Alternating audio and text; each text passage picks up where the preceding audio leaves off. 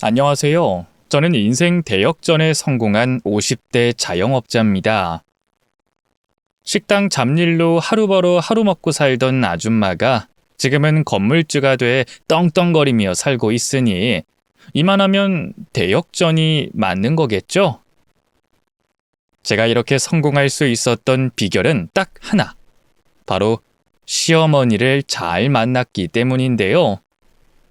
시어머니가 돌아가시기 직전 알려준 충격적인 진실에 제 인생이 확 바뀌었지 뭐예요. 도대체 무슨 사연인지 궁금하시죠? 지금부터 차근차근 소개해 볼게요. 깜짝 놀랄 반전이 숨어 있으니 꼭 끝까지 들어주세요. 저는 학교 선생님인 아버지와 전업주부인 어머니 세라에서 1남 3녀 중 둘째로 태어났어요. 위로 언니가 둘이었고 밑으로 남동생이 하나 있는 복작복작한 집안이었죠. 원래 아버지를 본받아 교사 일을 하고 싶었는데요. 가부장적이었던 아버지는 여자는 그저 좋은 남자 만나 시집이나 잘 가면 된다 생각한 분이었어요. 그래서 22, 꽃다운 나이에 중매로 4살 많은 중학교 교사에게 시집을 가게 됐죠. 옛말에 4살 차이는 궁합도 안 본다는 말이 있잖아요. 그래서일까요? 남편과 저는 연애 결혼을 한 게 아닌데도 참 잘 맞았어요. 고기와 나름식을 싫어하는 음식 취향도 비슷했고요. 일찍 자고 일찍 일어나는 생활 습관도 닮아 있었죠. 심지어 화초를 키우고 책 읽기를 좋아하는 취미까지 똑같았네요.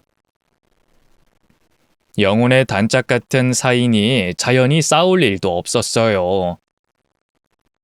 남들은 결혼해 한 집에 살기 시작하면 하다못해 치약 짜는 방법 가지고도 싸운다는데 저희 부부에게는 해당 사항이 없는 말이었죠. 남편은 늘 저를 귀해하고 존중해줬고요. 교편을 잡고 있으면서도 가방끈 짧은 저를 한 번도 무시하지 않았네요. 사실 처녀 시절엔 가부장적인 아버지와 남동생만 예뻐하는 어머니 때문에 상처를 참 많이 받았거든요. 집안이 답답한 감옥처럼 느껴지기도 했고요. 그런데 남편과 결혼해 저만의 가정을 꾸리니 그렇게 행복할 수가 없더군요. 내가 남자 하나는 참 잘 만났다 싶었죠. 하지만 인생사 새옹지마라고 어떻게 늘 좋은 일만 있겠어요? 결혼한 지 2년쯤 됐을 무렵 저희 부부에게도 뜻밖의 불행이 찾아왔어요. 시아버지가 중풍으로 갑작스럽게 쓰러지면서 반신불수가 되신 거였죠. 사실 시아버지가 사업을 꽤나 크게 하셨어서 모아둔 재산이 제법 됐거든요. 마음만 먹는다면 상주 간병인을 쓸 수도 있는 상황이었어요. 하지만 시아버지는 생판 남에게 자기 몸 맡기는 걸 죽기보다 싫어하셨고요. 결국 시어머니가 간병을 전담하게 됐죠. 그렇게 두 분 사이가 원래도 좋은 편이 아니었거든요. 남편에게 전해 듣기로는 시아버지가 여자 문제로 시어머니 속을 많이 썩였다고 하더군요. 그래서일까요? 시어머니는 시아버지를 간병한 지 반년 만에 포기를 선언하셨어요. 혼자서는 도저히 못하겠다면서 자식들에게 도움을 요청하셨죠. 남편에겐 2살 터울의 형과 1살 터울의 여동생이 있었는데요. 둘 다 저희 부부와 마찬가지로 결혼해서 이미 가정을 꾸린 상태였어요. 아주버님은 유치원에 막 입학한 아들과 갓 태어난 딸도 있었죠. 다들 알겠지만 난 회사 일에 육아에 아주 요즘 정신이 없어. 잠도 제대로 못 잔다고. 집사람도 애 낳고 몸 푼 지 얼마 안 됐고 아버지를 모실 수 있는 형편이 아니야. 아주버님은 3남매가 모인 자리에서 바로 발을 빼더라고요. 시누이도 크게 다르지 않았어요. 참나, 누군 뭐 놀아? 나도 회사 다니라 임신 준비하랴 얼마나 바쁜데. 그리고 시댁에서 도대체 애는 언제 가질 거냐고 얼마나 눈치를 주는지 알아? 이 와중에 우리 아버지까지 모시겠다고 하면 아마 시어머니가 날 죽일 거야. 그치, 여보? 그렇지. 우리 엄마가 절대 가만히 안 있지. 같이 온 서방님까지 열심히 맞장구를 치는 걸 보면서 폭탄 돌리기가 생각나더라고요. 서로 언제 터질지 모르는 폭탄을 이리 넘기고 저리 넘기고 도대체 자식들끼리 모여서 이게 뭐 하는 짓인가 씁쓸함이 밀려오더군요. 남편의 생각도 크게 다르진 않았나 봐요. 모두가 열심히 자기 입장을 피력하는 가운데 홀로 침묵을 지키고 있더군요. 자연스레 화살은 저희 부부에게 돌아갔어요. 아주버님은 그러고 보니 형철이 너넨 아직 애도 없고 재수 씨도 직장 다니는 거 아니니까 괜찮지 않아? 하고 은근슬쩍 운을 떼더군요. 신우이도 옳다구나 하고 바로 압력을 주더라고요. 맞아. 작은 오빠 이번 기회에 효도 좀 해. 아버지가 오빠를 좀 예뻐했어? 새언니도 이번 기회에 시댁살이 한번 해보면 좋지. 그쵸, 언니? 알잖아요. 우리 엄마도 아버지도 나쁜 분들 아닌 거. 우리 시부모님에 비하면 아주 천사들이라고요. 시집살이 한번 겪어본 적 없는 언니가 얼마나 부러운 줄 알아요? 들어가 살아도 두 분 다 언니한테 잘해주실 거예요. 아, 네. 근데 제가 아직 시부모님이 너무 어려워서. 그러니까 더더욱 같이 살아야죠. 며느리가 시부모님 모시고 사는 건 어떻게 보면 당연한 거 아닌가? 나도 우리 시부모님이 아파서 몸져 누우면 결국 돌봐야 할걸요?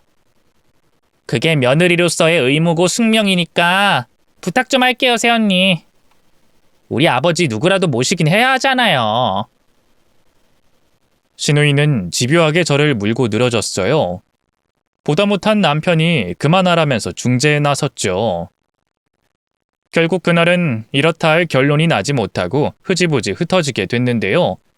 집으로 가는 차 안에서 제 표정이 너무 복잡했던 걸까요? 남편이 문득 그러더군요. 너무 마음 쓰지 마. 삼남매 다 결혼해서 독립했고 먹고 살기 바쁜데 어쩌겠어. 그냥 사람 써야지. 아버지가 돈이 없는 것도 아니고 자식들이 돌봐주길 바라는 욕심에 그러시는 건데 아버지도 현실을 직시하셔야지. 그렇긴 한데 마음이 영 안 좋네. 사실 우린 아직 애도 없고 내가 직장이 있는 것도 아니니까 모시려면 모실 수야 있잖아. 그럼 당신만 힘들어질 거야. 내가 돕는 것도 학교가 있으니까 한계가 있잖아. 병고안이라는 게 얼마나 힘든 건데. 오죽하면 어머니도 몇 달 만에 못하겠다고 두 손 두 발 들었겠어? 나도 마음이 안 좋긴 해. 아버지가 나를 정말 예뻐하긴 하셨거든. 하지만 우리 아버지한테 효자 노릇하겠다고 당신 힘들게 하고 싶진 않아. 남편의 말에 눈물이 팽 돌았어요. 남편과 시아버지 사이가 각별했다는 건 저도 들어서 알고 있었거든요. 얼마나 모시고 싶겠어요. 근데 제가 힘들어질까봐 불효자를 자처하는 남편이 참 고마우면서도 안쓰럽더군요.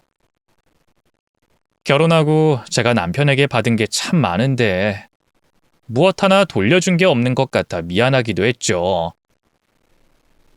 그래서 며칠 고민 끝에 남편에게 말했어요. 시댁으로 들어가서 살자고. 제가 아버님을 모시게 했다고요. 남편은 그럴 필요 없다고 말렸지만 제 의지는 확고했네요. 그렇게 저희 부부는 결혼한 지 2년 만에 시댁으로 들어가 살게 됐어요. 집안 살림은 가정부 아주머니가 따로 계셔서 크게 신경 쓸 게 없었고요. 시아버지 옆에부터 병구안을 하는 게 가장 큰 일이었죠. 시아버지를 모시는 건 예상했던 것보다 더 힘들었어요. 시아버지 성정이 워낙 까탈스러워서 잘 먹던 음식도 뱉어내기 일쑤였고요. 약도 안 먹겠다고 고집을 부리셔서 하루에도 몇 번씩 진땀을 흘렸네요. 무엇보다 고역이었던 건 화장실이었는데요. 사실 거동이 불편하면 성인용 기저귀를 차는 게 환자도 그렇고 간병인도 편한데 시아버지는 자존심 때문인지 곧 죽어도 화장실에 가서 직접 볼일을 보려고 하셨어요.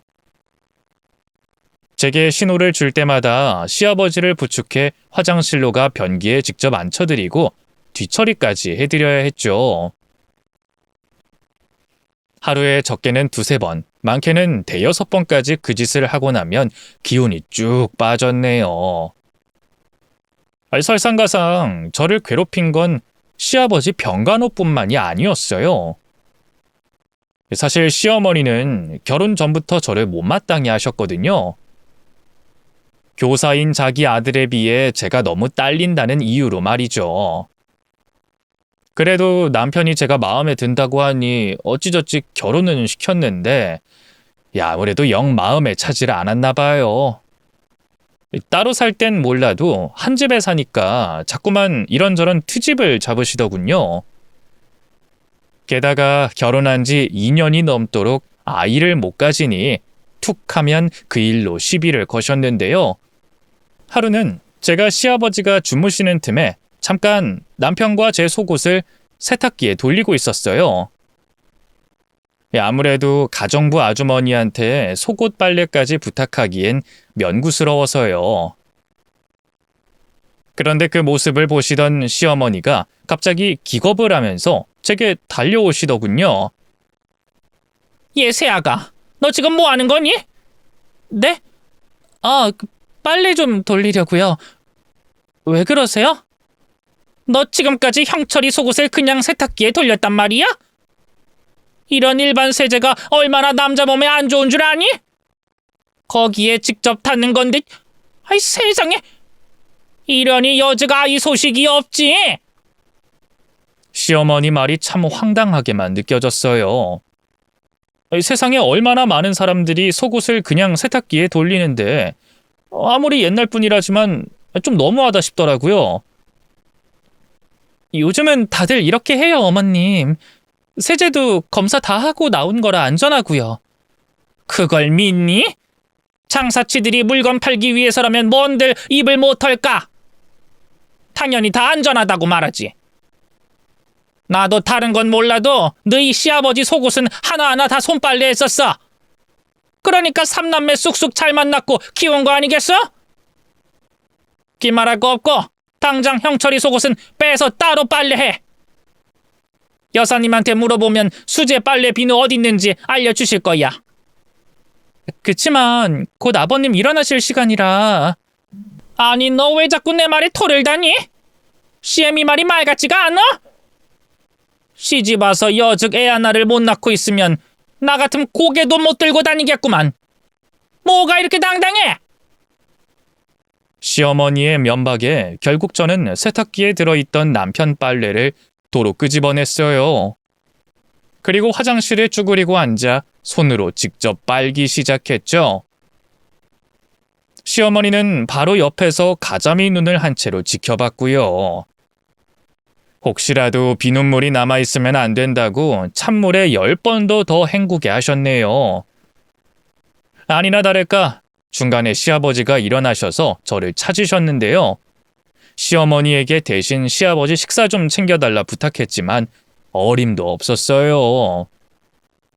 나도 맘 같아선 그러고 싶은데 요즘 허리가 너무 아파서 말이다. 병원에선 꼼짝도 하지 말라고 했는데 빨래 하나도 제대로 못하는 너 때문에 이게 뭐니? 지금까지 내내 서 있었잖아. 아유, 이제 좀 누워야겠다. 너희 시아버지 밥은 얼른 빨래 마저 하고 챙겨드려. 한 30분 늦게 먹는다고 안 죽으니까. 결국 저는 손빨래를 모두 마친 뒤에 시아버지 식사 시중까지 들어야 했어요. 약도 챙겨드리고 소화시킬 겸 운동도 시켜드리고 나니 하루가 다 지나 있더군요. 그 뒤로도 시어머니는 사사로운 일로 제게 계속 트집을 잡았어요. 시아버지 모시는 일이나 남편 챙기는 일에 조금이라도 소홀한 게 있으면 바로 난리를 치셨죠. 행동이 곰처럼 굼뜨다는 둥, 애 못 낳는 하자 있는 여자라는 둥, 막말도 서슴지 않으셨네요. 그래도 그때까진 제가 다 못나서 그런 거라고 생각해서요. 제가 조금만 더 노력한다면, 아이가 태어난다면 시어머니도 저를 다시 봐주실 거라 믿었죠. 하지만 시아버지가 갑작스럽게 돌아가시면서 고부관계는 끝내 최악으로 치닫고 말았어요. 병원에서 얘기한 시아버지의 사인은 심장마비였는데요. 시어머니는 시아버지를 잃었다는 슬픔 때문일까요? 모든 걸 다 제 탓으로 돌렸어요. 급기야 해서는 안 될 말씀까지 하셨네요. 이 양반이 이렇게 빨리 갈 사람이 아닌데 움직이는 게 좀 불편하긴 해도 정정한 양반이었다고. 세아가, 너 간밤에 너희 아버지 주무실 때 이상한 짓 한 거 아니니? 네? 이상한 짓이라니 어머님? 뭐 이상한 걸 먹였다거나 아님 약을 제대로 안 챙겨줬다거나 너희 시아버지 돌보는 게 힘들다고 못된 마음 먹은 걸 수도 있잖아. 그게 무슨 말씀이세요, 어머님? 제가 아버님한테 해코지라도 했다는 거예요? 어떻게 그런 말씀을... 제가 그동안 아버님을 얼마나 성심성의껏 모셨는지 어머님도 아시잖아요. 근데 어떻게 저한테 그렇게 말씀하세요? 정말 해도 해도 너무하세요. 아유, 아니면 말지. 이렇게 시애미한테 도끼눈까지 뜰 일이야? 성격이 이렇게 모난 걸 보면 나 모르게 그 양반도 많이 괴롭혔을 게 분명해. 역시 그냥 전문 간병인을 쓸 걸 그랬어. 가엾은 양반. 아이고, 저승 가는 길 원통에서 눈도 못 감는 거 아닌지 몰라. 결국 보다 못한 남편이 중재에 나섰어요. 그만하세요, 어머니. 아버지 가셔서 속상하신 마음은 이해하는데 그걸 이 사람한테 풀면 안 되죠. 어머니도 힘들다고 두 손도 발든 아버지 병구한 힘들다는 내색 한 번 없이 1년을 한 사람이에요. 근데 어머니 그동안 고생한다는 따뜻한 말 한마디라도 해주신 적 있어요? 시어머니와 부딪힐 때마다 남편은 한결같이 제 편을 들어줬는데요. 이번에도 마찬가지였어요. 평소 그걸 그렇게 서운해하던 시어머니는 바로 도끼눈을 뜨셨죠. 아니, 이놈은 이런 상황에서도 지 마누라 편을 드네? 이놈아, 너 10달 내내 품고 있다가 배 아파 나은 게 누군데? 지금 네 애미는 애비 잃은 슬픔에 정신을 못 차리는데 그 와중에도 네 마누라 편을 들고 싶니? 이래서 자식놈들은 낳아봤자 소용이 없다니까. 꼴도 보기 싫으니까 당장 썩 꺼져! 급기야 시어머니는 장례식장에서 저와 남편을 내쫓으려고 했어요. 아주버님과 형님이 말려서 간신히 문상객들에게 흉한 꼴 보이는 건 막을 수 있었지만 저희 부부와 시어머니의 사이는 그날 이후 완전히 틀어지고 말았네요. 따로 살자는 시어머니 말씀에 집도 다시 구해서 따로 나오게 됐죠. 시어머니야, 아들에 대한 서운함에 그럴 수 있다 치는데요. 너무하다 싶었던 건 아주버님과 시누이의 반응이었어요. 저희 부부가 시어머니 눈밖에 난 걸 안타까워하긴커녕 기꺼워하더군요. 시아버지 돌아가신 뒤로 줄기차게 시댁을 들락날락하면서 시어머니를 챙기고 저를 깎아내리더라고요. 아마 시어머니 몫으로 떨어진 어마어마한 유산 때문이었겠죠. 시아버지는 생전에 자신의 재산을 법정 상속 분배로 똑같이 나눠 가지라 하셨는데요. 시어머니의 경우엔 배우자로서 재산에 대한 기여분이 인정돼서 꽤나 많은 재산을 물려받았어요. 저는 제3자라 잘은 모르지만 남편 말로는 유산의 절반 이상을 시어머니가 소유하고 나머지를 3남매가 똑같이 나눠 갖기로 했다더군요. 내심 서운하기도 했어요. 그래도 1년 동안 열심히 시아버지를 모셨는데 시아버지는 물론 식구들 그 누구 하나 제 공로는 인정해줄 생각이 없어 보여서 말이죠. 남편도 그런 제 마음을 알았던 걸까요? 어느 날 선물이라면서 몇백만 원짜리 명품백과 장미꽃 한 다발을 들고 왔어요. 세상에, 이게 다 뭐야? 이 가방 엄청 비싼 거 아니야? 여기에 꽃까지. 오늘 무슨 날이야? 날은 무슨 날. 그냥 당신 그동안 우리 아버지 모시느라고 고생 많았다고. 식구들 대표해서 내가 대신 인사하고 싶어서 힘 좀 써봤는데 마음에 들어? 여보, 배은망덕한 우리 식구들은 신경 쓰지 마. 내가 대신 평생 그 은혜 갚으면서 살 테니까. 알았지? 남편의 말에 눈물이 폭포수처럼 흘렀어요. 남편의 품에 안겨 아이처럼 한참을 울었던 것 같네요. 그동안 시아버지 병고 안 하면서 보냈던 힘든 시간들도 시어머니를 비롯한 시댁 식구들에게 받았던 상처도 다 대수롭지 않게 여겨지더라고요. 남편이 옆에 있어주는 한 그 어떤 고난과 역경도 이겨낼 수 있을 것 같았죠. 그땐 정말 꿈에도 몰랐어요. 늘 제 곁을 지켜줄 것 같던 남편이 갑작스럽게 저를 떠날 줄은 말이죠. 시아버지가 돌아가신 지 반년쯤 됐을까요? 하루는 남편이 야근을 한다고 해서 혼자 대충 저녁을 차려 먹고 치우고 있을 때였어요. 갑자기 모르는 번호로 전화가 와서 받아보니 병원이라고 하더군요. 강영철 씨 가족분 맞으시죠? 지금 교통사고로 환자분이 크게 다쳤어요. 얼른 병원으로 와주세요. 빨리요. 구조대원의 다급한 목소리에 하늘이 무너지는 기분이었어요. 겉옷도 못 챙겨 입고 허겁지겁 집 밖으로 나와 택시를 잡아탔죠. 병원 가는 내내 제발 남편이 무사하길 바랬건만 뭐가 그리도 급했던 건지 남편은 제가 도착하기도 전에 숨을 거두고 말았네요. 경찰 말로는 귀갓길에 음주운전 차량에 치인 거라 하더군요. 얼마나 황망하고 끔찍하던지요. 맘 같아선 음주운전을 한 가해자를 똑같이 만들어주고 싶었어요. 하지만 그 사람도 처자식이 있는 한 집안의 가장이더군요. 결국 그냥 법의 심판에 맡기기로 했는데요. 지리한 법적 다툼 끝에 그 가해자에게 내려진 형량은 2년이라는 말도 안 되는 형량이었어요. 너무 억울했고 화도 났지만 그래도 그 인간 가족들을 생각해서 참았죠. 가해자가 이 일로 개과천선해서 착하게 살기만을 바라면서요. 하지만 사람이 어디 그렇게 쉽게 바뀌던가요? 몇 년 뒤 우연히 그 가해자 소식을 전해 듣게 됐는데요. 그 뒤로도 술을 입에 달고 살아 가족들을 힘들게 하더니 결국 간암으로 죽었다 하더군요.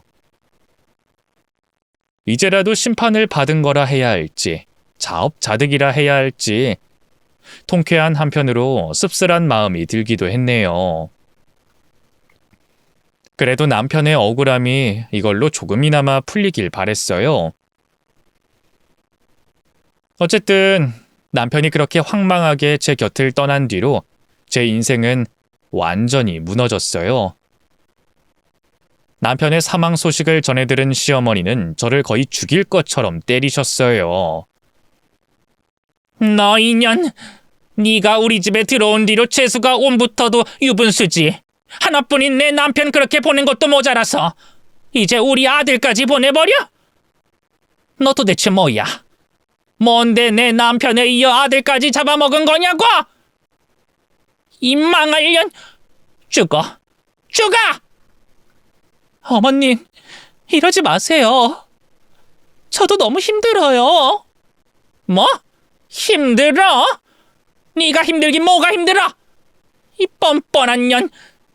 네가 힘들어봤자 차에 치여서 비명 횡사한 내 아들보다 힘들까? 내 아들 살려내라, 이년아. 내 아들 살려내! 시어머니는 저를 때리면서 오열하다 끝내 정신을 놓으셨어요. 뒤늦게 달려온 아주버님이 그런 시어머니를 병원으로 모시고 갔죠. 그대로 바닥에 혼자 널브러져 있자니 어찌나 막막하고 죽을 것 같던지.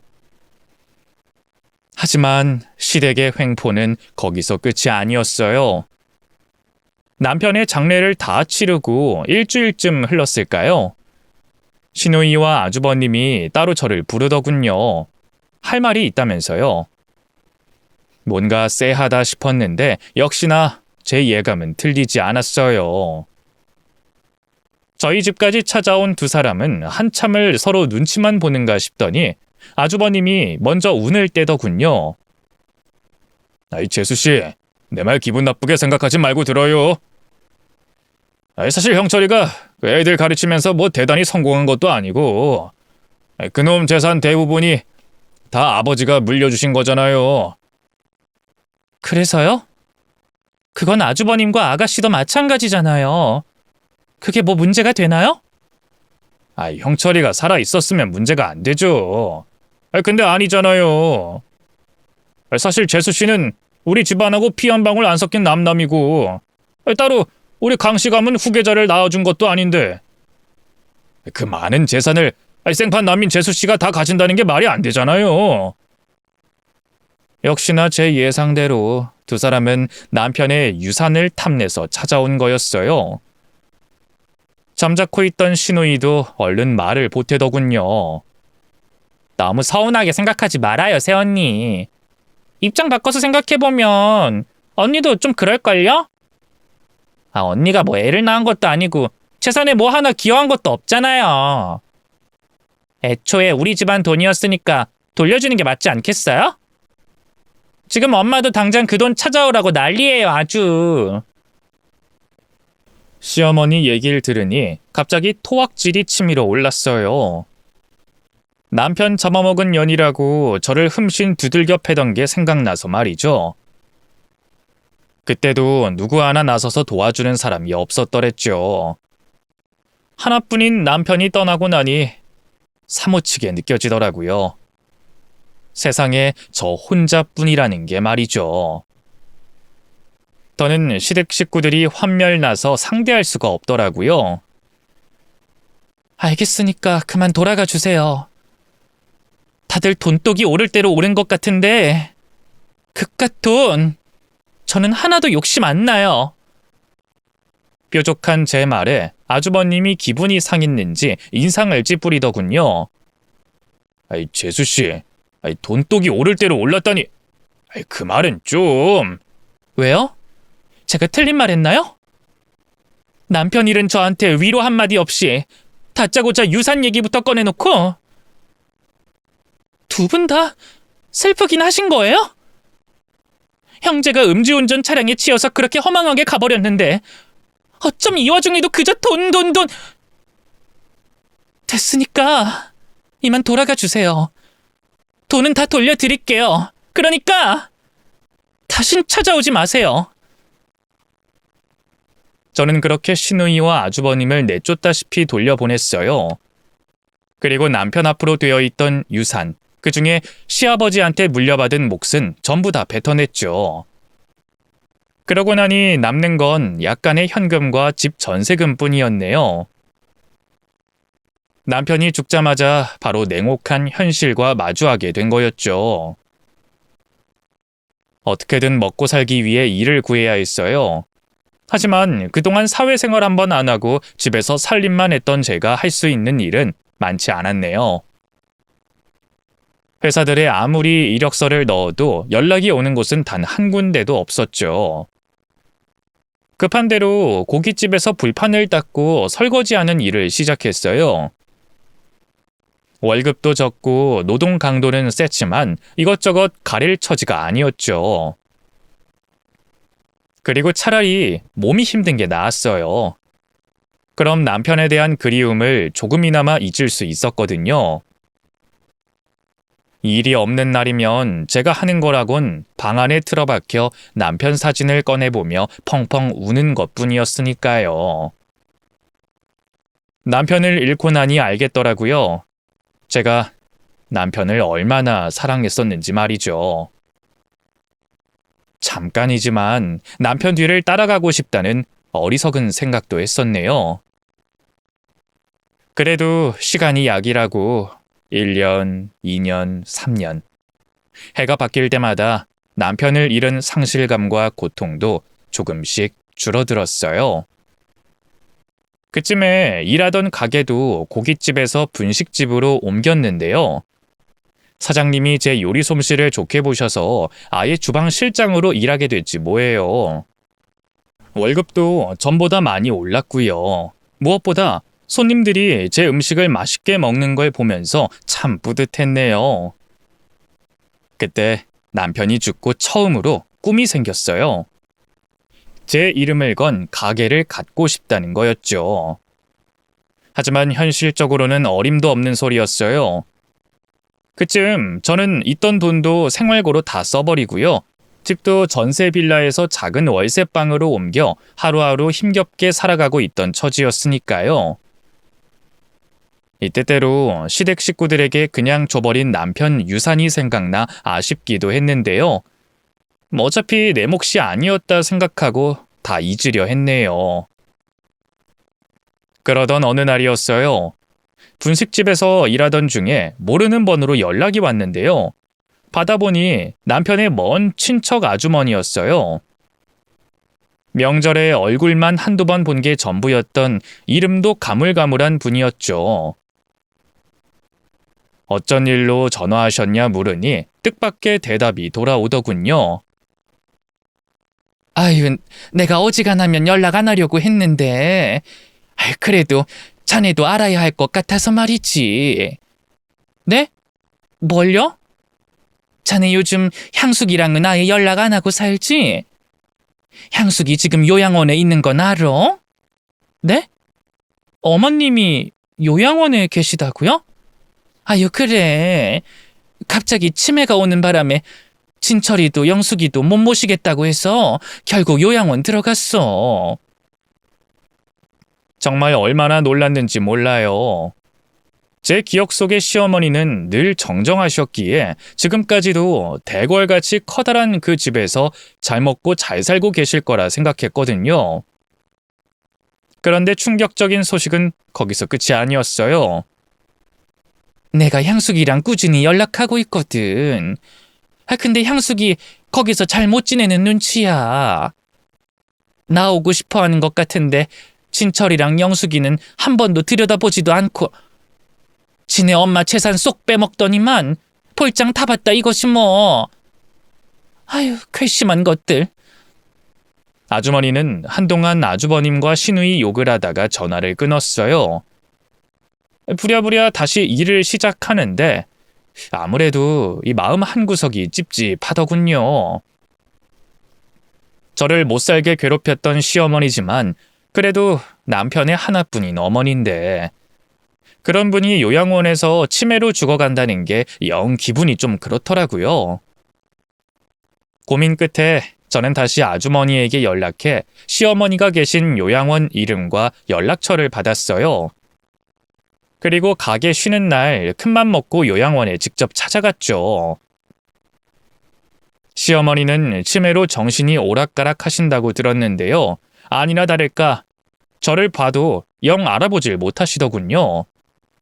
그냥 아줌마 아줌마 하면서 자꾸 밥 달라는 쉰소리만 하더라고요. 어머님, 저 모르시겠어요? 저 어머님 둘째 며느리잖아요. 어머님 둘째 아들 강형철이 부인. 기억 안 나세요? 형철이? 형철인 내 아들인데. 아줌마 우리 형철이 알아요? 네, 알다 마다요. 제 남편이었는걸요. 가엾은 우리 형철이 나보다도 더 일찍 세상을 떠나버렸지. 아유, 불쌍한 내 새끼. 시어머니는 아들 이름에 옛날 생각이 나셨는지 갑자기 펑펑 눈물을 흘리셨어요. 그런 시어머니가 안쓰러워서 저도 모르게 꽉 안아드렸네요. 아휴, 어머님, 울지 마세요. 그이 하늘에서 잘 지내고 있을 거예요. 그이 안 슬프게 하려면 어머님이 잘 지내셔야죠. 네? 응, 내가 잘 지내야지. 그래야지. 근데 아줌마 여긴 왜 왔어? 나 데리러 온 거야? 네? 아, 그냥 오랜만에 어머님 얼굴 보고 싶어서 놀러 왔어요. 어머님 잘 지내고 계신 거죠? 아니, 나 잘 못 지내. 여기 너무 싫어요. 밥도 제대로 안 주고 약 안 먹으면 때리고 너무 무서워. 나 좀 데려가 줘요, 아줌마. 응? 치매 걸린 노인네의 말을 진지하게 들을 필요가 없다는 건 알지만 시어머니의 얼굴은 정말로 겁에 질려 보였어요. 안 그래도 그때가 요양원 노인 학대 문제로 한창 논란이 일 때였거든요. 혹시나 하는 마음에 시어머니가 입고 있던 옷을 걷어봤는데요. 팔목이랑 배 쪽에 시퍼런 멍이 있더군요. 깜짝 놀라 바로 요양원 담당자를 불렀어요. 그리고 이게 어떻게 된 일이냐고 따졌죠. 아니 그게 어머님이 혼자 멋대로 움직이시다가 넘어져서 부딪혔나 봐요. 그게 말이 돼요? 누가 봐도 손으로 때린 흔적인데? 제가 계속 따져묻자 결국 요양원 원장까지 출동했는데요. 정말 쓰레기 같은 사람이더군요. 저를 보자마자 한숨을 푹푹 쉬면서 말도 안 되는 궤변을 늘어놓더라고요. 아이 정말 그 알만한 분이 왜 그러세요? 여기가 무슨 최고급 실버타운이에요? 저희가 요양원 중에서도 특히 저렴한 곳이라는 건 아시죠? 그럼 이런 크고 작은 문제는 감수해 주셔야죠. 돈이 없으니 인력이며 시설이며 딸릴 수밖에 없고, 그럼 보호자분 어머님같이 문제가 있으신 분들은 크고 작은 상처가 생길 수도 있어요. 지금 그걸 말이라고 해요? 제대로 항의도 못하는 힘없는 노인네를 이렇게 때려놓고? 참나. 어느 정도 문제가 생길 수 있는 건 이해해 주셔야 한다고 분명히 입소 전에 말씀드렸잖아요. 며느님이라고 하셨죠? 그때 왔던 따님이랑 아드님은 다 괜찮다 하셨는데 왜 이제 와서 제3자가 딴소리예요? 알고 보니 아주버님과 시누이는 이 요양원의 실체에 대해 다 알고 있었어요. 그런데도 비용이 제일 저렴하다는 이유로 시어머니를 여기에 처박아 놓은 거죠. 사람의 탈을 쓰고 어떻게 그럴 수가 있는 건지 분노로 온몸이 덜덜 떨리더라고요. 사이좋은 고부 사이는 아니었지만 그래도 남편의 하나뿐인 어머니를 이런 곳에서 맞고 살게 할 수는 없다는 생각이 들더군요. 제가 왜 삼자예요? 이분 제 하나뿐인 시어머님이고요. 저 이런 곳에 저희 어머님 못 맡겨요. 당장 데리고 나갈 거라고요. 저는 그대로 원장실을 박차고 나와 다시 시어머니에게로 갔어요.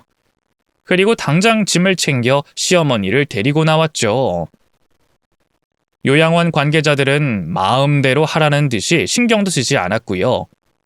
그나마 담당하던 간호사가 보호자로 되어 있던 아주머님에게 연락을 한 모양인지 저를 바꿔주더군요. 여보세요? 재수씨? 아니 재수씨가 거긴 어떻게 알고 간 거예요? 좋은 말로 할 때 그냥 조용히 돌아오세요. 뭐라고요? 아니 어떻게 이런 곳에 어머님을 버려두고 한 번 와보지도 않을 수 있어요? 그래놓고 뭐요? 그냥 조용히 돌아와? 이보세요 아주버님. 전 그렇게 못해요. 자식된 돌이라는 게 있는 건데 지금 아주버님도 아가씨도 제정신이에요? 아니 재수씨가 무슨 상관이에요? 형철이 그렇게 가고 이제 남이나 다름없는 사이인데 남의 집 일에 신경 끄세요? 아니요. 그래도 한때 한솥밥 먹고 살았던 사이인데 그렇겐 못하겠어요. 하늘에 있는 그이 볼 면목도 없고요. 어머님은 제가 알아서 모실 테니까 아주버님이랑 아가씨는 신경 쓰지 마세요. 그렇게 전화를 끊고 그 길로 시어머니를 모시고 나왔어요. 식사도 제대로 못 챙겨 드셨는지 몸은 비쩍 골아 있고요. 제가 손만 뻗어도 때리려는 줄 알고 깜짝깜짝 놀라시더군요. 그 모습을 보고 있자니 어찌나 안쓰럽던지요. 바로 따뜻한 밥부터 한 상 차려드리고요. 몸에 난 멍자국 사라지라고 찜질도 해드렸네요. 그러자 시어머니가 뒤늦게 정신이 드셨나 봐요. 저를 알아보시고는 제 손을 붙잡고 고맙다면서 연거푸 고개를 숙이시더군요. 아유, 새아가 고맙다, 고마워. 네가 내 목숨 살린 거다. 평생 이 은혜는 아니지 마. 아니에요, 어머님. 오히려 너무 늦게 찾아뵈서 죄송해요. 제가 진작에 갔으면 그런 일도 없었을 텐데.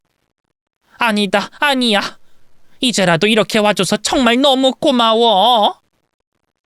급기야 시어머니는 제 품에 안겨 오열하기 시작했어요. 그리고 자신을 버린 자식들에 대한 원망도 쏟아내셨죠. 이럴 줄 알았으면 내 전 재산을 애들한테 넘기는 게 아니었는데 빈털털이 되면 자식한테도 버림받는다는 게 나는 남일인 줄 알았지. 설마 내 자식들이 그럴 줄은 꿈에도 몰랐지 뭐냐. 내가 어리석었어. 천하에 둘도 없는 바보였다고. 진정하세요, 어머님. 어머님이 어리석은 게 아니에요. 아주버님이랑 시누이가 불효자인 거죠.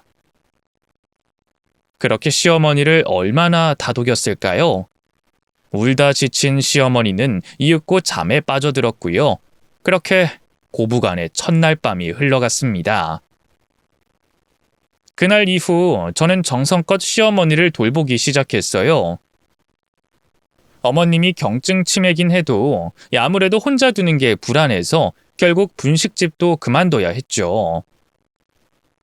다행히 이전 집 전세금 빼고 남은 돈이 약간은 있어서 그걸로 어떻게 두 식구가 먹고 살 수 있었네요. 틈틈이 집에서 할 수 있는 부업도 했고요. 그래도 영 먹고 살기가 빠듯해 아주버님과 시누이에게 어머님 돌봄 비용을 좀 보태줄 수 있냐고 물어도 봤는데요. 둘 다 야멸차게 외면하더군요. 그러게 누가 요양원에서 빼오라고 했냐면서 말이죠. 참 못됐다 싶더라고요. 죽은 남편과 한 배 타고 난 형제가 맞는지 의심스러울 정도였죠. 근데 나중에 알고 보니 아주버님과 시누이의 상황도 그렇게 좋지가 않더라고요. 아주버님은 회사를 그만두고 부모님에게 물려받은 유산을 탈탈 털어 야심차게 사업을 시작했는데요. 결국 다 말아먹고 도산 직전이라고 하더군요. 시누이는 그 사이 서방님과 이혼하고 혼자가 됐는데요. 아무래도 심적인 타격이 컸는지 가진 재산을 술과 도박으로 대부분 탕진했다 하더군요. 그러니 저도 차마 더 뭐라고 할 수가 없었네요. 물론 그렇다고 해서 하나뿐인 모친을 요양원에 처박아 두고 들여다보지도 않은 것까지 이해가 된 건 아니지만요. 경제적으로 힘들긴 했지만 시어머니와의 동거는 생각보다 나쁘지는 않았어요. 시어머니는 옛날처럼 표독스럽게 굴진 않았고요. 오히려 제게 고분고분 상냥하게 구셨어요. 치매로 정신이 온전치 않으실 때도 음식 투정 한번 하신 적이 없었죠. 오히려 식사 시중을 드는 제 옆에서 같이 먹자면서 숟가락을 넘겨주곤 하셨네요. 남편을 떠나보낸 이후 쭉 혼자였기 때문일까요? 시어머니의 그런 온정이 저도 참 위로가 됐어요. 이렇게 평생 시어머니 모시고 살아도 좋겠다는 생각이 들 정도였네요. 하지만 하늘도 참 무심하시죠. 한번 나빠진 시어머니의 건강은 좀처럼 회복될 기미를 보이지 않았고요. 급기야 한 번은 피를 토하셔서 놀란 마음에 병원으로 데려갔더니 위암이라 하대요. 이미 암이 다른 장기로까지 전이된 상황이라 치료에 의미가 없다고 그냥 마지막 가시는 길 편하게 보내드리는 게 나을 거라 하더군요. 의사의 말에 어찌나 절망스럽던지요. 이대로 손도 못 쓰고 시어머니를 남편이 있는 곳으로 보내자니 너무나 죄책감이 들었어요. 그렇다고 연로하신 시어머니를 병원에 가둬놓고 그 힘든 항암 치료를 시키자니 그건 그거대로 못할 짓이다 싶었죠. 아주버님과 시누이에게도 이 소식을 알렸는데요. 둘 다 뭐 어쩌겠냐며 그냥 편하게 보내드리자고 하더군요. 검사 때문에 입원해 계시는 동안 한 번 와보지도 않았네요. 그때까지도 시어머니는 본인이 암이라는 걸 모르셨는데요. 어쨌든 알리긴 해야 하니 시어머니 정신이 온전한 때를 봐서 무거운 마음으로 입을 열었어요. 어머님, 저희 그 병원에서 같이 검사했잖아요. 근데 의사 말로는 어머님 위가 많이 아프대요. 암이라고? 의사랑 간호사들이 하는 말 다 들었다. 알고 계셨어요? 그럼 나도 귀가 있는데. 그리고 네 표정만 봐도 내가 단단히 죽을 병이 걸렸구나 알겠더라. 죄송해요. 제가 표정 관리를 잘 못해서. 죄송할 게 뭐가 있어. 이제야 나도 우리 영감이랑 형철이 옆으로 갈 때가 된 거지. 오히려 잘 됐구나. 모든 걸 해탈한 듯 말씀하시는 시어머니를 보고 있자니 가슴 깊은 곳에서 울컥한 감정이 치밀어 올랐어요. 잘 되긴 뭐가 잘 돼요. 전 어머님 이렇게 그냥 보내드리고 싶지 않아요. 맘 같아선 항암치료 받게 하고 싶다고요. 그냥 이렇게 포기하실 거예요, 어머님? 치료 한번 안 해보고요? 아유, 됐어. 치료받을 돈도 없고 이 나이에 더 산다고 해서 뭔 의미가 있겠니? 돈은 걱정하지 마세요. 제가 어떻게든 마련해 볼게요. 나 돌본다고 일도 그만둔 애가 무슨 수로 돈을 마련해? 일이야 다시 하면 되죠. 그러니까 돈 때문에 그런 거라면 우리 같이 항암치료 받아봐요, 어머님. 네? 저 이대로 어머님 못 보내요. 저희 둘에서 잘 지냈잖아요. 앞으로도 계속 그렇게 같이 행복하게 살아요. 저는 괜찮다고 하는 시어머니를 계속 설득했어요. 시어머니도 그런 제 간절한 애원에 마음이 움직인 걸까요? 마침내 항암 치료를 받겠다고 하셨죠. 그렇게 시어머니는 병원 일정을 조율해 바로 입원하셨고요. 1차 항암 치료를 앞두고 계셨는데요. 하늘도 참 무심하시죠. 그 사이에 시어머니가 글쎄 감기에 걸렸지 뭐예요. 젊고 건강한 사람한테야 감기가 그냥 감기지 시어머니 같은 연로한 환자에겐 감기도 치명적인 병이나 다름없었어요. 시어머니는 들끓는 고열에 도통 정신을 못 차리셨고요. 밤에 잠도 못 이루신 채 저를 찾았죠. 세아가, 거기 있니? 네, 어머님, 저 여기 있어요. 그러니까 아무 걱정 마세요. 아유, 고마운 세아가. 너 없었으면 내가 지금까지 이렇게 살 수 있었을까? 아유, 정말 고맙다. 고마워. 이 은혜는 평생 잊지 않음마. 왜 어디 영영 갈 것처럼 그런 말씀을 하세요? 그러지 마세요. 세아가, 내 말 잘 듣거라. 내가 너한테 말 못한 지은 죄가 하나 더 있으니까. 뜬금없는 시어머니 말에 전 그대로 얼음이 되고 말았어요. 그게 무슨 말씀이세요? 지은 죄라뇨? 너희 시아버지 말이다. 네가 그렇게 힘들게 평수발 들었는데 뭐 하나 네 앞으로 남겨준 게 없어서 많이 야속했지. 근데 실은 그 영감이 네 앞으로 땅 하나를 남겨줬어. 죽기 전에 너한테 고마웠다고 이 땅은 꼭 네 앞으로 해주라고 했었지. 근데 내가 그걸 일부러 감추고 모르쇠 했던 거야. 미안하다. 미안해. 그게 대체 무슨... 실은 그동안 계속 말하려고 했는데 그럼 미련할 만큼 착한 네가 그 땅을 팔아서 내 병구안 하는 데 쓸 것 같아서 말이다. 그래서 나 죽기 전에 말하려고 했는데 이제 때가 된 것 같구나. 내가 변호사한테 미리 다 말해뒀으니까 나 죽거든 꼭 변호사한테 연락하거라. 그 땅은 원래 네 거였어. 팔아서 욕이 나게 쓰거라. 알았지? 어머님! 정신 좀 차려보세요. 알겠으니까 저 좀 보시라고요. 네? 충격적인 진실을 고백한 것도 잠시. 시어머니는 이내 두 눈을 감았어요. 그리고 다시는 눈을 뜨지 못하셨죠. 아주버님과 시누이는 시어머니가 돌아가시고 난 뒤에야 모습을 드러냈어요. 하는 짓으로 봐선 장례식도 안 오는 거 아닌가 했는데 그래도 사람들 눈을 의식해선지 아주버님이 상주를 섰고요. 시누이도 그 옆에서 열심히 우는 신용을 하더군요. 그 모습을 보면서 도대체 부모 자식 간의 사이란 뭘까? 회한에 빠졌네요. 전 자식이 없어서일까요?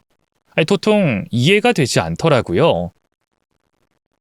저는 저대로 무슨 정신으로 장례식을 치렀는지 모르겠어요.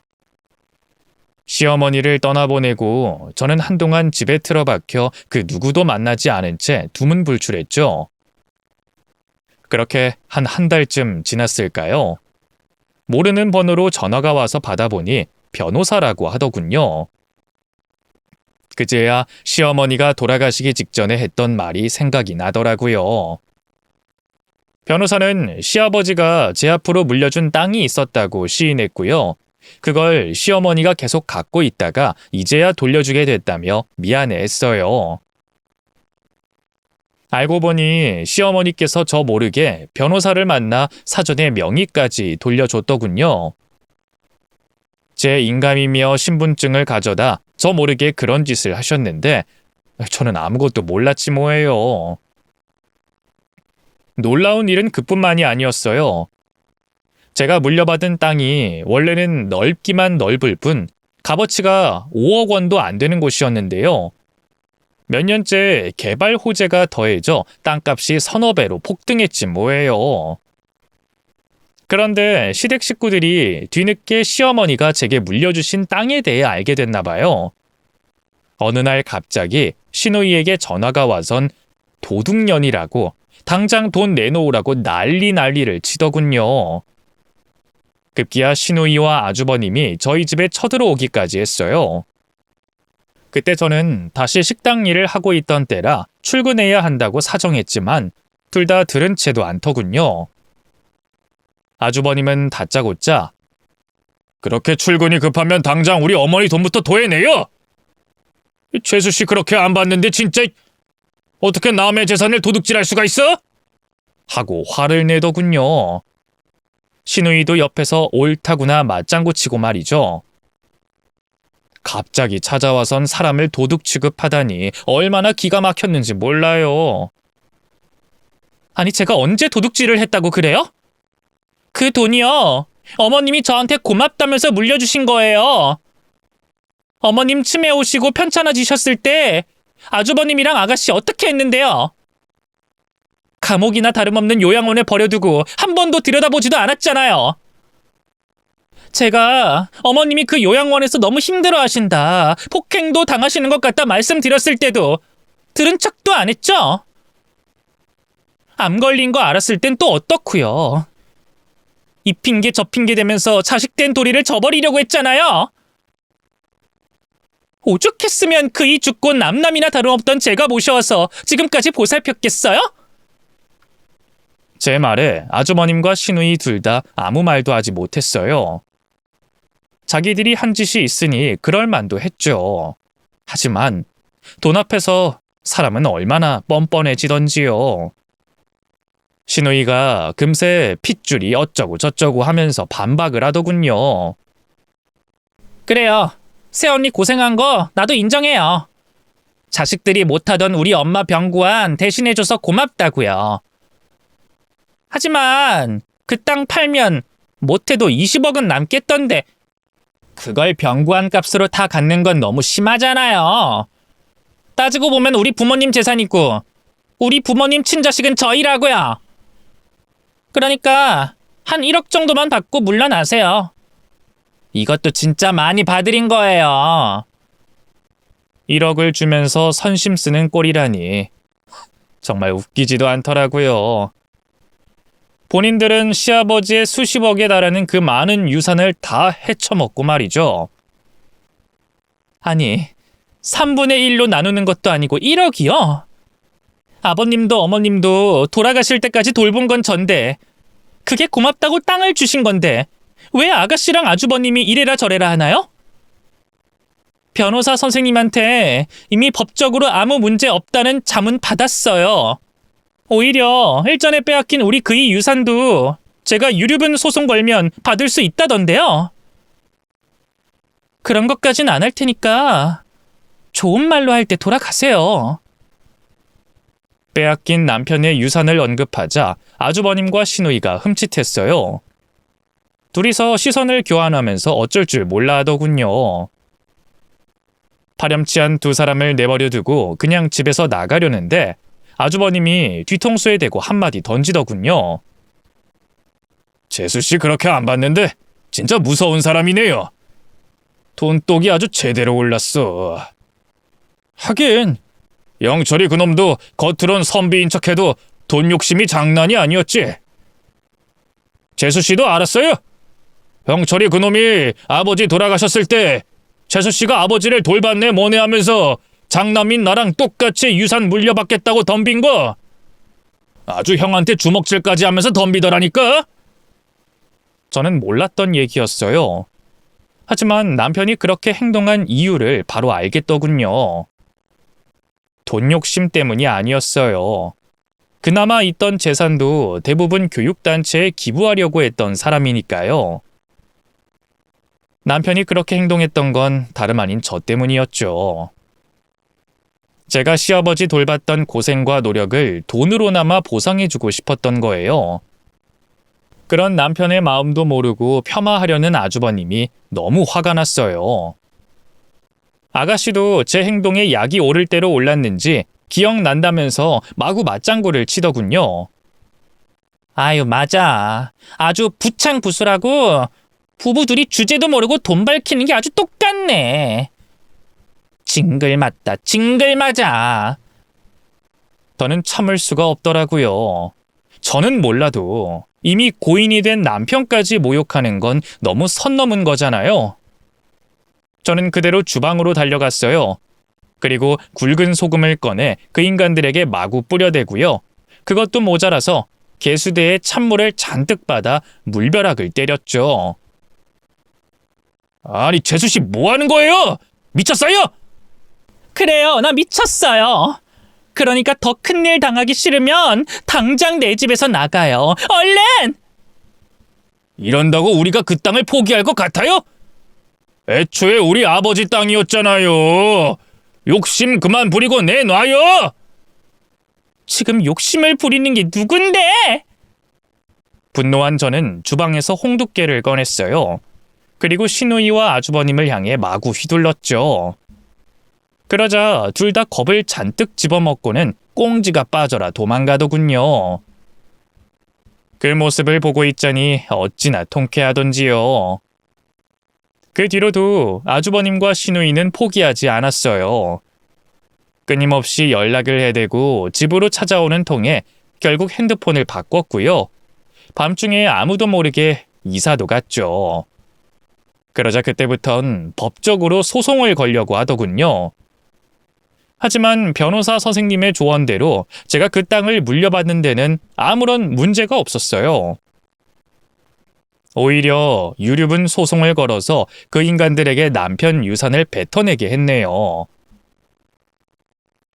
심보를 못되게 쓴 덕분일까요?